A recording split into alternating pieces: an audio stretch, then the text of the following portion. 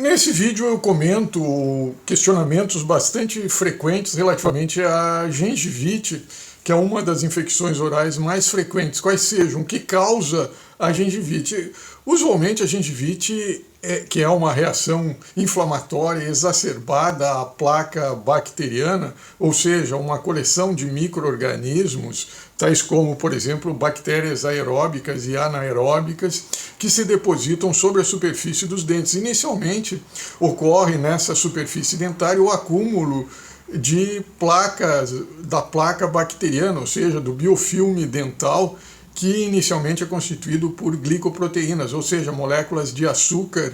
ligadas à proteína. Esses proteoglicans, eles propiciam a união, a adesão das bactérias na superfície dentária, bem como a adesão dessas bactérias entre elas, de maneira que, com a falta da higienização, da escovação oral, do uso do fio dental, essa quantidade de micro-organismos, de bactérias aeróbicas e anaeróbicas, tais como, por exemplo, os Streptococcus mitis, sanguis e oralis, os Actinomyces naelundes e viscosos, a Prevotella intermédia, o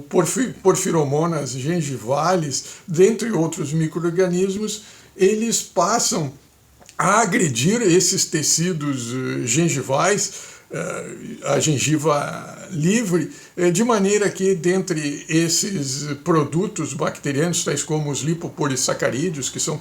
toxinas, componentes presentes na parede celular desses micro-organismos, associados à produção de enzimas como a hialuronidase, dentre outras enzimas, agridem esses tecidos gengivais de maneira que antígenos também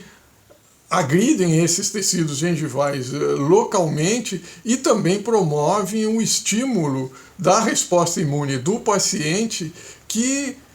promove essa reação imune por meio de células, tais como, por exemplo, os neutrófilos, os macrófagos, os linfócitos T e B, de maneira que essa defesa do organismo proporcionada por essas células, por essa resposta imune, não é suficiente e passa também a agredir o organismo conjuntamente com os produtos esses de origem microbiana, bacteriana direta. Ou seja, essas células, neutrófilos, eosinófilos, basófilos, os linfócitos T e B, passam a produzir citoquinas, fatores de crescimento,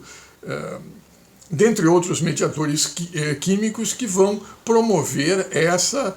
gengivite, essa agressão da gengiva livre, usualmente livre, de maneira que surgirão os aspectos clínicos decorrentes dessa agressão, qual seja o edema, o inchaço, a vermelhidão, que é caracterizada pela vasodilatação, o edema pelo aumento da permeabilidade vascular, e também o sangramento, que são os sinais clínicos dessa gengivite. Além do que, outros fatores, como por exemplo o tabagismo, alterações hormonais que ocorrem durante a puberdade, a gravidez, a menstruação e a menopausa, ou então doenças sistêmicas como a leucemia e a diabetes mellitus, ou então deficiências nutricionais associadas a essa placa microbiana dental vão causar essa gengivite. Usualmente, o tratamento da gengivite pode ser realizado, quando inicial, em casa, por meio da escovação do fio dental e do bochecho com clorexidina a 0,12% até 2%, 2 vezes ao dia.